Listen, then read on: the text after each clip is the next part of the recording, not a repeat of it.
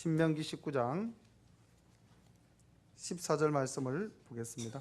내 하나님 여호와께서 내게 주어 얻게 하시는 땅 곧 내 기업된 소유의 땅에서 선인의 정한 내 이웃의 경계표를 이동하지 말지니라. 아멘. 우리가 이제 이 신명기 말씀은 모압 강야에서 가나안 땅을 목전에 두고 모세가 이스라엘 백성들에게 이제 마지막으로 하는 고별 설교입니다. 두 번째 설교를 지금 저희들이 보고 있는데요. 2장 이후로부터 18장에 이르기까지는 그 중심된 주제가 하나님에 대한 예배 그리고 우상 숭배를 금할 것을 주제로 쭉 말씀을 해왔습니다. 그리고 이제 19장부터 앞으로 한 25장까지는 10계명의 제5계명부터에 해당하는 이웃 사랑에 대한 말씀의 중심이 되고 있습니다. 다시 말하면은 이제 이 이스라엘 백성들이 가나안 땅에 들어가서 어떻게 사회 생활을 할 것인가에 대한 구체적인 지침을 모세가 이스라엘 백성들에게 설교로 전하고 있습니다. 그 중에 이제 오늘 19장 1절부터 쭉 살펴보게 될 말씀은 10계명의 제6계명인 살인하지 말라와 밀접한 관계가 있는 말씀입니다. 내 하나님 여호와께서 이 열국을 멸절하시고 내 하나님 여호와께서 그 땅을 내게 주심으로 내가 필경 그것을 얻고 그들의 각 성읍과 가까우게 거할 때에 내 하나님 여호와께서 내게 기업으로 주신 땅 가운데서 새 성읍을 너를 위하여 구별하고 내 하나님 여호와께서 내게 유업으로 주시는 땅의 전체를 상구로 분하여 그 도로를 닦고 무릇 살인자를 그 성읍으로 도피케 하라. 앞에서 한번 나왔던 도피성 이야기를 다시 한번 더 하고 있습니다. 그런데 여기 말씀을 보면은 이 도피성을 만든 이유가 누구를 위한 것이라고 이야기하고 있습니까? 너를 위하여. 이스라엘 전체 백성들을 위한 제도입니다. 이미 이스라엘 백성들이 지금 요단 동편의 땅을 취했죠. 그리고 하나님께서는 그 요단 동편에 새 성을 도피성으로 마련하라고 말씀하셨습니다. 혹시 그 지명이 어떻게 되는지 다 아시죠? 제가 확인하겠습니다. 바산 골란이라는 도시와 길르앗 라못이라는 도시와 베셀이라는 이 세 개의 도시를 하나님께서는 도피성으로 이제 정하셨습니다. 그리고 이제 가나안 땅을 정복해서 가나안 땅에 네가 들어가게 되면, 근데 이게 참 은혜로운 말씀이 있죠. 그 땅을 필경 네가 얻으리니, 아직 우리 가지도 않았는데 하나님께서는 이미 그 땅을 취하신 것으로 확정하고 계십니다. 이게 하나님의 은혜죠. 우리가 아직 부딪히지 않은 일에 대해서도 하나님께서는 우리를 위해서 계획하시는 일은 반드시 이루시는 분이심을 우리가 알게 되죠. 그때 이제 다시 가나안 땅에 지역을 3개 영역으로 구분하고 그 다음 도로를 닦아서 살인자를 그 성읍으로 도피케 하라. 이 도피성은 살인자를 위한 도피성입니다. 좀 이해가 안 가죠, 그죠? 사람을 죽인 사람을 위해서 그들이 거할 거처를 마련해라. 그리고 그것이 곧 너를 위한 것이다. 이게 잘 이해가 안 가지 않습니까? 살인을 했다면 응당 죄를 받아야 되고 그것이 나하고는 별 관계가 없는 일이죠. 왜 그럴까요? 살인자가 거리로 도피하여 살만한 경위는 이러하니 곧 누구든지 본래 혐언이 없이 부지 중에 그 이웃을 죽인 일, 가령 사람이 그 이웃과 함께 벌목하러 살림에 들어가서 손에 도끼를 들고 벌목하려고 찍을 때에 도끼가 자루에서 빠져 그 이웃을 맞춰 그로 죽게 함 같은 것이라. 이런 사람은 그 성읍 중 하나로 도피하여 생명을 보존할 것이니라. 그 사람이 그에게 본래 혐언이 없으니 죽이기에 합당치 아니하나 두렵건대 보수자의 마음이 뜨거워서 살인자를 따르는데 그 가는 길이 멀면 그를 따라 미쳐서 죽일까 하노라. 그러므로 내가 내게 명하기를 새 성읍을 너를 위하여 구별하라 하노라. 그러니까 보십시오. 오늘 여기서 이제 우리가 이 살인자가 어떤 사람인가에 대한 구체적으로 이제 예시를 들어서 이야기하고 있죠. 오늘날 용어로 말하면 과실치사자입니다. 그러니까 남을 죽이고자 한 의도가 없었는데 실수로 인하여 사람이 죽게 되어진 경우, 사실 이 사람은 살인의 의도가 없었기 때문에 죽일 만한 죄는 아니라는 것이죠. 그런데 문제는 보수자의 마음이 뜨거워서, 그러니까 이 보수자라는 것은 만약에 아버지가 돌아가셨다면 아들이 이제 보수자가 되는 거고, 아들이 없다면 그 형제가 보수자가 되겠죠. 그죠? 가족, 친족 중에서 이제 보수자가 나타납니다. 근데 그 보수자의 마음이 뜨거워서, 이 말은 다시 말하면 그 마음에 분노가 일어나서 이제 이 과실치사자를 죽이고자 한다면은 이거는 이제 의도성을 가진 죄가 되는 거죠. 내가 분노를 일으켜서 저 사람을 죽여야 되겠다고 해서 사람을 죽이면 내가 뭐가 됩니까? 보수자가 아니라 살인자가 되는 거죠. 그래서 그것을 막기 위해서 도피성을 만들었다는 겁니다. 그러니까 이 애초에 과실치사자를 위함도 있지만은 더 큰 뜻은 이로 인해서 새로운 범죄가 발생하지 않도록 막기 위함이다. 이렇게 우리가 이해를 하는 것이 옳습니다. 자, 그렇게 본다면은 이게 오늘날 우리에게 주는 교훈이 굉장히 큽니다. 의도적이지 않은 남의 잘못에 대해서 우리는 어떠한 마음을 가져야 될까요? 요즘 TV 뉴스에 이런 기사가 가끔씩 뜨죠. 운전을 하던 사람이 갑자기 앞차를 가로 세워서 차를 세우고 트렁크에서 뭔가를 끄집어내 와가지고 그 가로막은 차를 뭐 이렇게 공격하는 모습들, 분노 조절 장애라고 그럽니다. 현대 사회가 용서가 없어요. 오늘 이 말씀은 우리들에게 어떤 교훈으로 받아들여야 할 것인가? 용서하라는 것입니다. 내 이웃이 아주 나쁜 목적을 가지고 의도적으로 나를 괴롭힌다면 거기에 대해서 내가 대응하고 보수하는 것은 옳지만은 상대의 의도성 없는 공격에 대해서는 용서하라는 것입니다. 오늘 차를 타고 오면서 아내랑 이렇게 같이 이제 오면서 이 의도하지 않은 약간의 뭐라고 그래야 됩니까? 이게 뭐 약간의 언쟁, 약간의 말다툼이 있었습니다. 제가 집사람한테 끝까지 용서를 못하고 이 강대상에 올라왔습니다. 지금 이 설교를 하니까 얼마나 마음이 찔리는지. 예. 전혀 뭐 의도성 없는 말이었는데 내가 마음이 상했어요, 그 말에. 그래서 조금 화가 났습니다. 그래서 제가 불평을 했어요.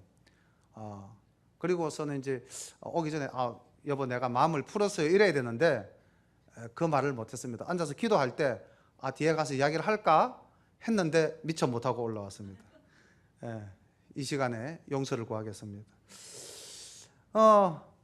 우리가 정말 살다 보면은 정말 상대가 의도하지 않은 사소한 이런 공격에 대해서 우리가 마음이 막 상해가지고 더 큰 분노로 이렇게 대응하는 경우가 너무 많은 것 같아요. 근데 오늘은 여기 보니까 심지어 사람을 죽였어도 그 살인이 고의가 아닐 때는 그 사람을 피할 수 있도록 길을 잘 닦아서 유대 전성에 의하면은요 이 길이 폭이 약 한 10m가 넘어간다 그래요. 굉장히 넓은 길을 만드는 거예요. 그리고 포장도 하고요.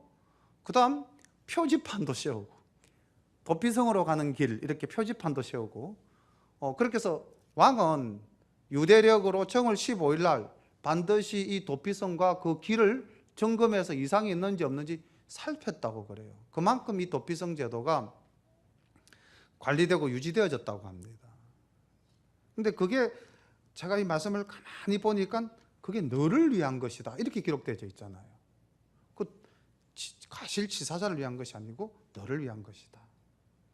여기 보십시오. 왜 땅을 상구분해서 도피성을 만들어라 그랬냐면은 여기 6절 끝에 보면 그 가는 길이 멀면 그를 따라 미쳐서 죽일까 하노라. 그러니까 빨리 도피성으로 피할 수 있도록 새 성읍을 지역 거점으로 삼아서 세웠던 거죠. 상당한 하나님의 배려, 사랑, 공의가 나타나는 구절입니다. 7절 보겠습니다. 그러므로 내가 내게 명하기를 새 성읍을 너를 위하여 구별하라 하노라. 내 하나님 여호와께서 내 열조에게 맹세하신 대로 내 지경을 넓혀 내 열조에게 주리라고 말씀하신 땅을 다 내게 주실 때 또 내가 나의 오늘날 내게 명하는 이 모든 명령을 지켜 행하여 내 하나님 여호와를 사랑하고 항상 그 길로 행할 때에는 이 셋 외에 새 성읍을 더하여 내 하나님 여호와께서 내게 기업으로 주시는 땅에서 무죄한 피를 흘림이 없게 하라. 이같이 하면 그 피가 내게로 돌아가지 아니하리라. 사실은 똑같은 말씀을 한 번 더 반복하신 겁니다. 새 성을 쌓았는데 뭐 또 새 성을 갑자기, 이게 아니고요. 앞에 하셨던 말씀이 A라면 A-로 다시 한 번 더 거듭 반복해서 이야기하고 있습니다. 11절 그러나 만일 사람이 그 이웃을 미워하여 엎드려 그를 기다리다가 일어나서 쳐서 그 생명을 상하여 죽게 하고 이 한 성읍으로 도피하거든 그 본 성읍 장로들이 사람을 보내어 그를 거기서 잡아다가 보수자의 손에 넘겨 죽이게 할 것이라. 내 눈이 그를 긍휼히 보지 말고 무죄한 피 흘린 죄를 이스라엘에서 제하라. 그리하면 내게 복이 있으리라. 자, 이게 의도적 살인자에 대한 대응 방식은 다릅니다. 비록 그가 도피성으로 몸을 숨겼다 할지라도 그를 그 도피성에서 끄집어내어서 보수자의 손에 맡겨서 벌을 받게끔, 죽임을 당하게끔. 그리고 그 마지막 말씀은 궁극적으로 이스라엘 안에 억울한 죽음도 없어야 되고 또 불의로운 살인도 없어야 됩니다. 하나님의 공의와 사랑이 실천되어져야 됩니다. 그리할 때 내게 복이 있으리라고 말씀을 하시죠. 다음 14절 내 하나님 여호와께서 내게 주어 얻게 하시는 땅 곧 내 기업된 소유의 땅에서 선인의 정한 내 이웃의 경계포를 이동하지 말지니라. 자, 이 말씀은 십계명의 제8계명 도둑질하지 말라와 제10계명 내 이웃의 물건을 탐하지 말라는 말씀이 삶 속에서 구체적으로 어떻게 지켜져야 되는지를 예를 들어서 예시적 방식으로 설명하고 있는 내용입니다. 사실 땅이라는 게 삶의 터전이고 생계의 수단이지 않습니까? 그리고 또 그 시대는 뭐 오늘날과 같은 정확한 청량법에 의해서 땅의 구분이 이루어져 있었던 것은 아니죠. 그래서 돌을 세워서 경계를 정했습니다. 오늘날도 우리가 특정 지역을 가면은 선돌 또는 입석 이런 마을 이름이 있습니다. 선돌, 입석. 이게 이제 옛날부터 여기 돌을 세워서 마을의 경계를 삼았던 지역이다. 그리고 그 돌이 아직도 남아있는 지역에는 선돌, 입석마을 이런 식으로 우리 지명에도 이 돌의 경계에 대한 이야기는 있습니다. 그러니까 이스라엘이나 우리나 사실 땅의 경계를 정할 때는 돌을 세워서 땅의 경계를 정한 것이 보편적인 상황이었던 것 같아요. 근데 이 돌을 옮기는 게 참 쉽지 않습니까? 새벽녘에 나가서 그냥 턱 옮기면 되죠, 그죠? 그러면 그 시간부로 내 땅 이렇게 되지 않습니까? 근데 그것을 앞서서 너희들 조상들이 이미 정해놓은 그렇게 해서 이 너희들에게 물려져 있는 이 땅을 절대로 욕심내어서 옮겨서는 안 된다는 것입니다. 우리가 역사를 배워보면 조선시대든 고려시대든 밀란이 일어나게 된 대표적인 경우가 뭐냐면요, 권력을 가진 사람들이 백성들의 땅을 강탈해 갔을 때, 그들의 삶의 영고권이 없어졌을 때, 그때 그들은 저항하고 난을 일으켰습니다. 부당한 권력을 가지고 정당한 권리를 보호해주지 않을 때, 그때 사람들은 의로운 분노를 바라는 것입니다. 오늘날 대한민국의 상황이 그렇지 않습니까? 부당한 권력을 가지고 많은 사람들의 분노를 불러일으킨 것이죠. 그들의 욕심으로 국정을 농단하고 국가의 재산을 사적으로 취하려고 했기 때문에 8계명의 도둑질 하지 말라와 10계명의 내 이웃의 물건을 탐하지 말라는 이 말씀을 우리가 정말 삶 속에서 실천한다면은 이 땅에 얼마나 많은 죄들이 없어지겠습니까? 얼마나 사람이 살기가 좋겠습니까? 15절의 말씀은 제9계명 내 이웃에 대하여 거짓 증거하지 말라는 말씀과 관계가 있는 말씀입니다. 사람이 아무 악이든지 무릇 범한 죄는 한 증인으로만 정할 것이 아니요 두 증인의 입으로나 세 증인의 입으로 그 사건을 확정할 것이며, 만일 위정하는 자가 있어 아무 사람이 악을 행하였다 말함이 있으면 그 논쟁하는 양방이 같이 하나님 앞에 나아가 당시 제사장과 재판장 앞에 설 것이요 재판장은 자세히 사실하여 그 증인이 위정인이라 그 형제가 거짓으로 모함한 것이 판명되거든 그가 그 형제에게 행하려고 꾀한 대로 그에게 행하여 너희 중에서 악을 제하라. 그리하면 그 남은 자들이 듣고 두려워하여 이후부터는 이런 악을 너희 중에서 다시 행하지 아니하리라. 내 눈이 긍휼히 보지 말라. 생명은 생명으로, 눈은 눈으로, 이는 이로, 손은 손으로, 발은 발로니라. 사실 이 위정이라는 것이 굉장한 죄입니다. 한 사람을 매장하는 것이죠. 거짓 증거를 통해서. 그런데 오늘도 많은 분들께서 지금도 아마 이 시간에 국회에서는 청문회가 열리고 있겠죠. 그리고 그 청문회의 정인으로 이렇게 소환을 당한 사람들은 다 이제 선서를 하고 정언을 하죠. 그게 자기가 뭐라고 그럽니까? 절대 사실이 아닌 것을 말하지 않겠다. 즉 사실만을 말하겠다라고 이제 선서를 하고 이게 그렇지 않을 경우 내가 어떠한 법이라도 달게 받겠다. 그런데 사실 그들의 입에서 나오는 건 전부 다 거짓 증언들이죠. 이 왜 그럴까요? 왜 이 사람들이 온 국민이 지금 생중계로 시청을 하고 있는 그 국정감사, 국정조사에서 자기들의 말이 지금 전 국민이 보고 있다는 걸 알면서도 왜 이렇게 거짓 증거를 할까요? 위정을 할까요? 이게 우리의 습속과 굉장히 관계가 많습니다. 여기 있는 우리들도 사실 그런 우리를 늘 삶 속에서 범하고 있습니다.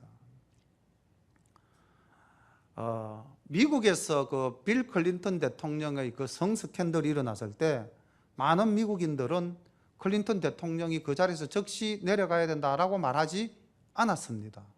그런데 닉슨 대통령이 워터게이트라는 사건을 조작하고 거기에 대해서 거짓 증언을 했을 때 그 사람은 바로 탄핵당해서 대통령직에서 내려갔습니다.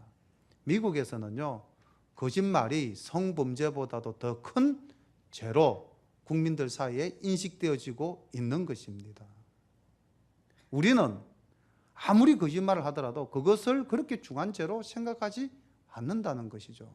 하나님의 말씀에 비추어 본다면은 사실은 도둑질하는 것이나 거짓 증거하는 것이나 동일한 범죄입니다. 근데 우리는 거짓말하는 것을 선의의 거짓말, 하얀 거짓말 이런 식으로 스스로 위로하기도 하고요. 그 말을 가지고 거짓말하는 것을 당연시하게 합니다. 오늘날 학교에서도 애들이 선생님들이 불러가지고 제 본 앞에서 그릇을 깼어요. 야, 이거 조금 전에 네가 깼잖아. 저 안 깼어요. 눈도 깜짝하지 않고 거짓말합니다. 이런 시대를 우리가 살아가고 있습니다. 이게 저는 우리 한국의 기독교인들이 상당 부분 책임져야 된다고 생각을 합니다. 우리가 이 거짓말에 대해서 굉장히 엄격한 잣대를 대고 가정에서나 우리의 삶이 그 거짓말이라는 부분에 대해서만큼은 철저히 책임지고 살았다면은 한국의 상황이 이렇게까지 추락했을까? 오늘 여기 위정한 사람에 대한 처벌이 그 위정한 그대로 그 당사자에게 돌아갈 것이라고 이야기하고 있습니다. 이 성경에서 한 예시적 사건이 있죠. 에스더스에 보면은 하만이라는 사람이 모르드게를 죽이기 위해서 위정하고 거짓으로 모든 것을 꾸미는데 결국은 본인이 만들었던 그 덫에 본인이 걸려드는 것을 우리가 볼 수 있습니다. 우리가 살아가는 것도 역시 마찬가지입니다. 우리가 파놓은 함정에 언젠가 우리가 다시 빠지게 되는 것이죠. 그래서 저는 신앙생활이라는 말과 순서를 바꿔서 생활신앙이라는 것에 대해서 한 번쯤 이제 우리 기독교인들이 생각해 볼 타임이 되지 않았나 그렇게 생각을 합니다. 우리 참 신앙생활 열심히 한다 이렇게 말 많이 하잖아요. 그런데 한국인은 신앙과 생활이 일치하는가 분리되는가? 그런데 우리보다도 좀 더 이렇게 떡움이 약한 구미 사회를 보면은 그 사람들은 매주 주일날 교회 가지 않고 예를 들자면 손을 들어서 기도하지 않는다 할지라도 그들의 삶 속에 생활 속에 신앙적 모습들이 비춰진다는 것이죠. 그래서 신앙을 중심으로 하는 생활을 할 것인가, 생활 속에 신앙이 표현되어져야 될 것인가,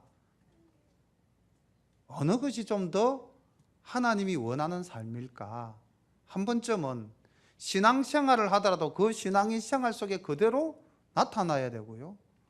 우리가 생활 속에서 신앙이 나타날 수 있도록 늘 깨어서 신앙생활을 해야 될 것입니다. 생활과 신앙이 분리되는 그 순간 우리는 위정자가 되고요, 살인자가 되고요, 도둑질하는 사람이 되는 것입니다.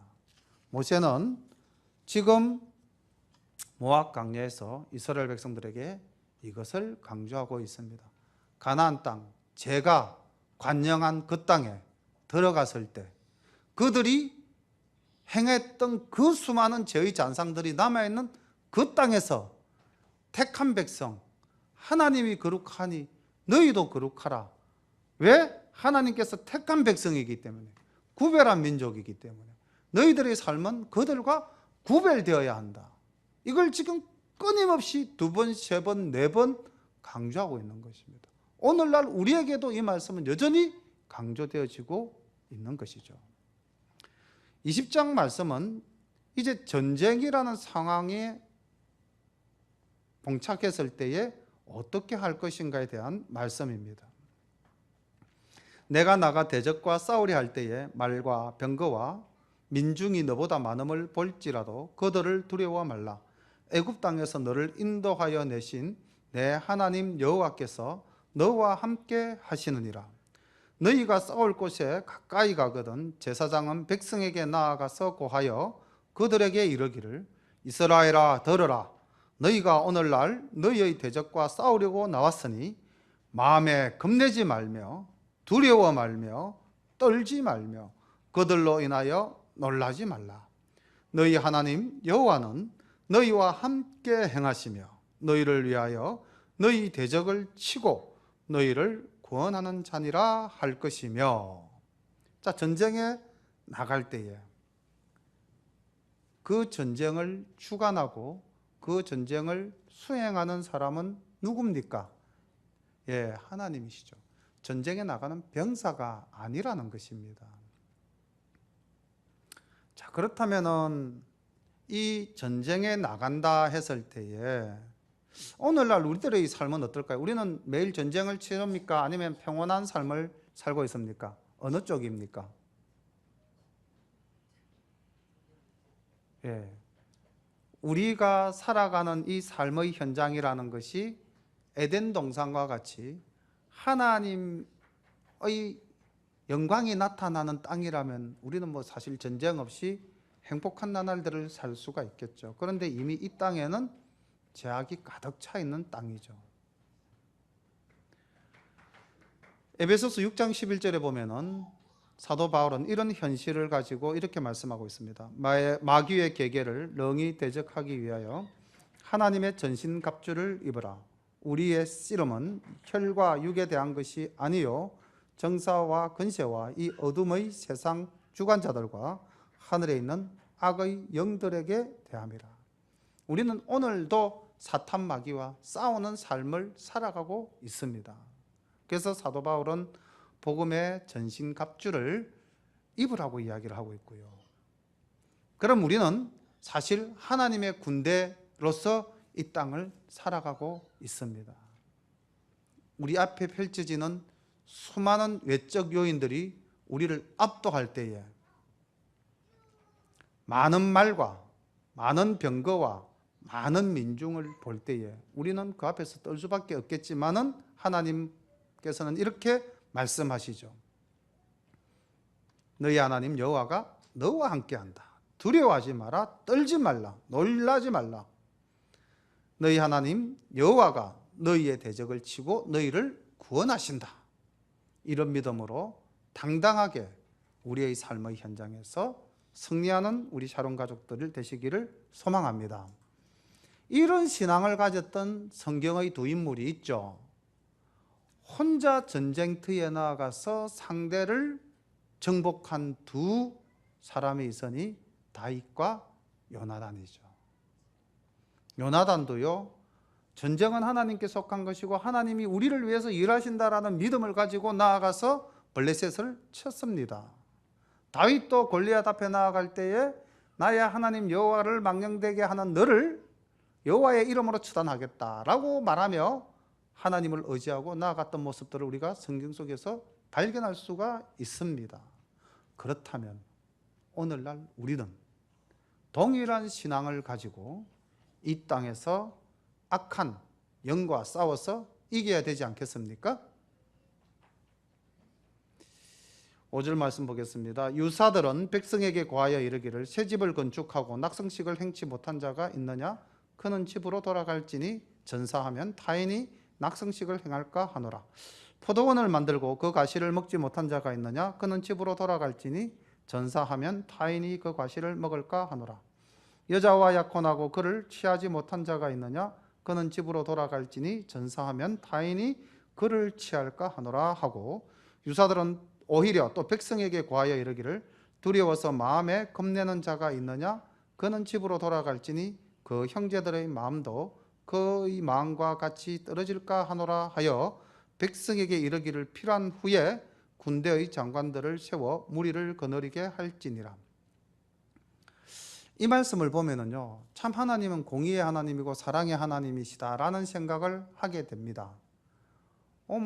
포도 농사를 지었는데 아직 수확을 못했거나, 집을 지었는데 아직 살지 못했거나, 결혼을 했는데 아직까지 이렇게 신혼의 단꿈을 꾸지 못한 자들은 집으로 돌아가라. 너희들은 전쟁을 하지 않아도 된다. 열애. 이렇게 사랑의 하나님의 말씀으로 볼 수도 있는데 저는 조금 생각을 달리 해보았습니다. 우리가 하나님께서 우리를 위해서 싸우시고 하나님께서 우리의 대적을 치고 우리의 구원자가 된다는 그런 확신이 있다면 내가 전쟁터 나가서 죽을 일은 없죠. 문제는 이런 핑곗거리를 만들어서 내가 거룩한 하나님의 일에서 빠지고자 하는 자가 있다면 그들은 과감하게 빼라는 것입니다. 왜요? 다른 사람에게 모범이 되지 않기 때문이다.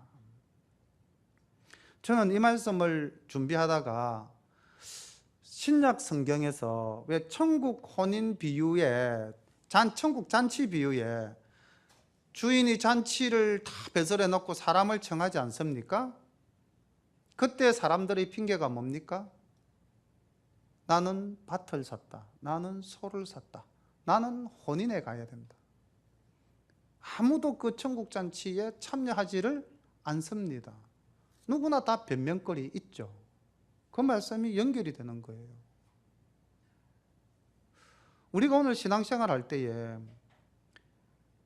이런 모습, 주님께서도 그렇게 말씀을 하시죠. 쟁기를 갖고 뒤를 돌아다 보는 자마다 천국에 합당하지 않다는 말씀. 우리가 하나님의 군대로서 하나님의 일을 한다면은 우리의 삶 속에 여러 가지 핑계거리가 많습니다. 그럴 때 무엇이 우선되어야 하는가? 일의 우선순위를 어디에 두어야 할 것인가를 한 번쯤은 이 말씀을 가지고 생각해 봐야 되지 않겠는가? 라고 생각을 해봤습니다. 어떻게 본다면은 참으로 아름다운 모습입니다. 왜냐하면요, 하나님이 그 사람 한 사람 한 사람의 처지를 다 알고 계시기 때문에 그 처지를 존중해 주시는 굉장히 휴머니즘적이고 인본주의적입니다. 그런데 이런 하나님의 사랑을 우리가 만약에 왜곡한다면 그것 또한 굉장한 문제가 되겠죠. 그래서 이 말씀의 표면적인 의미와 그 말씀의 이면적 속에 숨어있는 말의 의미를 우리가 파악해 본다면 전반적인 문장 속에서 왜 그들을 돌아가라고 먼저 이야기하고 난 다음 군대 장관을 뽑아서 병사를 거느리고 전쟁에 나아가라고 했을까요? 이미 이들은 전쟁에 나가도 마음은 콩밭에 가 있는 사람들이기 때문에 전쟁을 수행할 수 없는 사람들 중에 한 모습일 것이다 라고 생각해 봤던 겁니다. 우리의 모습이 이래서는 안 되겠죠. 내가 어떤 성읍으로 나아가서 치료할 때 그 성에 먼저 평화를 선언하라. 그 성읍이 만일 평화하기로 하답하고 너를 향하여 성문을 열거든 온 거민으로 내게 공을 바치고 너를 섬기게 할 것이요, 만일 너와 평화하기를 싫어하고 너를 대적하여 싸우려 하거든 너는 그 성읍을 에워쌀 것이며 내 하나님 여호와께서 그 성읍을 내 손에 붙이시거든 너는 칼날로 그 속의 남자를 다 쳐 죽이고 오직 여자들과 여아들과 육축과 무릇 그 성중에서 내가 탈취한 모든 것은 내 것이니 취하라. 내가 대적에게서 탈취한 것은 내 하나님 여호와께서 내게 주신 것인즉 너는 그것을 누릴지니라. 내가 내게서 멀리 떠난 성읍들을 곧 이 민족들에게 속하지 아니한 성읍들에게는 이같이 행하려니와. 말씀을 조금 끊겠습니다. 전쟁을 수행하는데 전쟁의 대상이 두 개예요. 지금 이 말씀 속에는 하나는 가나안 땅이 아닌 멀리 떨어져 있는 나라. 그럼 이 멀리 떨어져 있는 나라와 이 가나안이라는 나라는 어떤 특징을 가지는지 제가 뒷말씀 잠시 읽고 다시 정리할게요. 16절부터 보겠습니다. 오직 내 하나님 여호와께서 내게 기업으로 주시는 이 민족들의 성읍에서는 호흡이 있는 자를 하나도 살리지 말지니 곧 헷 족속, 아모리 족속, 가나안 족속, 브리스 족속, 히위 족속, 여부스 족속을 내가 진멸하되 내 하나님 여호와께서 내게 명하신 대로 하라. 이는 그들이 그 신들에게 행하는 모든 가정한 일로 너희에게 가르쳐 본받게 하여 너희로 너희 하나님 여호와께 범죄케 할까 함이니라. 지금 가나안을 치는 것과 멀리 있는 나라를 치는 것이 다릅니다. 멀리 있는 나라를 칠 때는 먼저 공격하지 마. 먼저 일단 평화를 제안해. 그리고 그들이 우리는 당신과 평화를 누리겠습니다 라고 하면 그 의사를 존중하고 그들로부터 공물을 받고 그들과 더불어 화평하라. 만약에 그들이 화평을 원치 않거든 진멸하라. 이렇게 이야기하고 있습니다. 그런데 가나안은 화평하라가 아니에요. 그냥 들어가서 바로 모든 생명을 다 진멸하라고 이야기하고 있습니다. 이걸 이제 오늘 우리 삶 속에 어떻게 적용을 할까 제가 이렇게 말씀을 준비하면서 이렇게 이제 생각을 해봤는데요. 하나님의 말씀을 증거할 때에 그것을 받아들이는, 즉 이단이 아닌 누구든지 하나님의 자녀로 더불어 함께 누릴 수 있는 자들에게는 우리가 끊임없이 나가서 말씀을 증거하고 그들과 더불어 살아야 됩니다. 그들을 적대시해야 될 이유가 없는 것입니다. 그러나 그들이 끝까지 말씀을 받아들이지 않는다면 그들의 삶과 우리의 삶은 분리될 수밖에 없는 것이죠. 그런데 만약에 하나님의 말씀을 왜곡해서 이단으로 있는 자와 우리가 만났다면 어떻게 해야 될까요? 그때도 화평하라가 아닙니다. 철저히 진멸하라, 배격하라는 것입니다. 오늘날 이단자들이 우리 집을 배를 누르고 방문을 했다고 가정을 했을 때 여호와의 정이든 신천지든 말도 섞어서는 안 된다는 것입니다. 철저히 진멸해야 되겠죠. 왜요? 왜 그들을 진멸하라고 합니까? 말씀 속에는 이렇게 이야기하고 있습니다. 18절, 그 신들의 행하는 모든 가증한 일로 너희에게 가르쳐 본받게 하여 너희로 너희 하나님 여호와께 범죄케 할까 함이니라. 여호와 신앙의 순수성을 허무는 존재들이라는 것이죠. 오늘날도 우리가 하나님을 믿는 데에 잘못된 길로 인도하는 그런 요소들이 있다면 우리는 과감하게 배격해야 됩니다. 사실 하나님께서 가나안 땅을 진멸한 이유가 몇 가지가 있었습니다. 첫 번째는 그 땅이 죄악으로 범람했던 것이죠. 창세기 15장 16절에 하나님께서 아브라함에게 이렇게 말씀하십니다. 아직은 가나안 땅을 너에게 줄 때가 아니다. 왜? 아모리 족속들의 죄가 아직까지는 차지 않았다. 쉽게 말하면 이 땅은 죄가 가득한 곳이라는 것이죠. 언젠가는 이 땅이 하나님의 심판을 받을 땅이라는 것을 이미 하나님께서는 아브라함에게 예언해 주셨습니다. 그리고 오늘 여기 있는 말씀처럼 그들은 우상 숭배의 잘못된 방식을 이스라엘 백성들에게 전하는 암적인 존재였다는 것이죠. 우리가 하나님 신앙을 똑바로 지키고 나가려면요, 이런 대상들과는 상종도 말아야 합니다. 19절, 너희가 어느 성읍을 오랫동안 에워싸고 쳐서 치하려 할 때에도 도끼를 둘러 그곳의 나무를 작벌하지 말라. 이는 너희의 먹을 것이 될 것임이니 찍지 말라. 밭의 수목이 사람이냐? 너희가 어찌 그것을 에워싸겠느냐? 오직 과목이 아닌 줄로 아는 수목은 작벌하여 너희와 싸우는 그 성읍을 치는 기구를 만들어 그 성읍을 함락시킬 때까지 썰지니라. 이 말씀은 무엇일까요? 무분별한 파괴를 일삼지 말라는 것입니다. 전쟁 중에라도 쓸 것과 쓰지 못할 것을 가려라는 것이죠. 과일나무는 나중에 우리의 양식이 되는 것이라는 것입니다. 그렇기 때문에 적의 것이라고 해서 무분별하게 파괴해서는 안 된다는 거죠. 이것도 오늘날 우리 삶 속에 적용을 한번 시켜본다면 우리가 생각할 때 아무리 목적이 분명하고 명분이 있는 일이라 할지라도 그 일을 수행하는 과정이나 방법이 잘못됐다면 문제가 있다는 것입니다. 하나님의 군대로서 전쟁을 할 때 적을 쳐서 진멸하는 것, 그런데 그때도 과목은 베지 마라고 하나님이 말씀을 하셨어요. 판단을 하라는 것이죠. 저는 오늘날 우리 나라의 상황을 보면서 한편으로는 마음이 아프지만 한편으로는 굉장히 희망을 가지고 낙관적으로 생각합니다. 광화문의 그 촛불 사태를 보면서요, 정말 세계의 역사에 길이 남을 한 장면을 우리 대한민국 국민들이 지금 써나가고 있다고 생각을 합니다. 목적이 분명하고 명분이 있는 일인데 그 일을 굉장히 옳은 방법과 옳은 수단으로 행하고 있다는 것입니다. 청소가 되어진 광화문 거리, 폭력이 없는, 경찰에게 꽃을 전하고 경찰에게 음식을 전하는 시민의식, 세계인들이 놀라고 있습니다. 대한민국이라는 나라가 이런 나라고 저는 이 나라의 국민이라는 것이 굉장히 자랑스럽습니다. 마찬가지로 우리가 하나님의 백성으로서 우리가 이 땅을 살아갈 때에 우리의 마음속에 이런 자긍심이 있어야 되지 않겠습니까? 우리가 이런 아름다운 모습으로 그리스도인의 향기를 품어야 되지 않겠습니까? 촛불을 든 시위대처럼 그들의 모습이 세계인을 감동시킬 때, 그럼 우리 기독인들도 우리 대한민국 국민들에게 희망을 줘야 되지 않습니까? 기사 내용을 보니까 가슴 아픈 기사가 하나 나왔죠.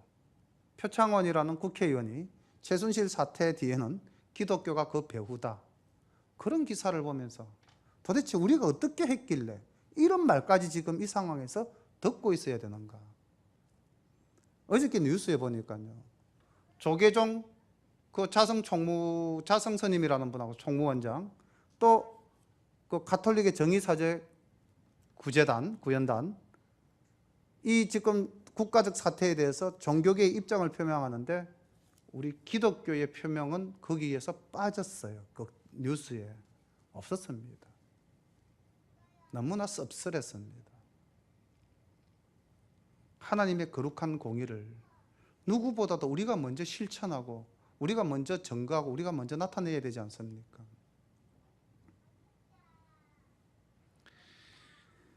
오늘 모세는 모압 광야에서 이스라엘 백성들에게 가나안 땅에 들어가거든 내 이웃과 더불어서 온전한 삶으로 하나님께 영광을 돌리라고 말씀하셨고, 그 말씀을 제가 받아서 증거했습니다. 우리도 오늘날 가나안 땅에서 전쟁을 해야 될 이스라엘 백성처럼 사실은 우리는 이미 영적 전쟁을 치르고 있는 중에 있습니다. 이 전쟁터에서 하나님의 군대로서 자랑스럽고 당당한 우리 모두가 되기를 간절히 소망합니다. 기도드리겠습니다. 사랑의 아버지 하나님, 은혜를 감사드립니다. 어려운 가운데서도 우리에게 희망을 주시는 하나님, 기도하신 집사님 말씀처럼 이 차가운 계절에 우리는 다시 따뜻한 봄과 뜨거운 여름이 올 거라는 확신을 갖고 있기에 이 시간들을 이겨낼 수 있습니다. 마찬가지로 우리 주님 재림하시고 우리가 영광의 하나님 나라에 다시 들어갈 것을 확신하기에 우리는 이 땅에서 하나님의 군대로서 선한 삶을 살아가고자 애쓰고 노력하고 있습니다. 우리들이 좀 더 하나님을 기쁘시게 하고 우리들이 좀 더 하나님의 자녀답게 당당하게 이웃들에게 하나님을 전가하는 우리들의 모습을 가질 수 있도록 하나님 새 힘을 불어넣어 주시옵소서. 예수님의 이름으로 감사하며 기도드립니다. 아멘.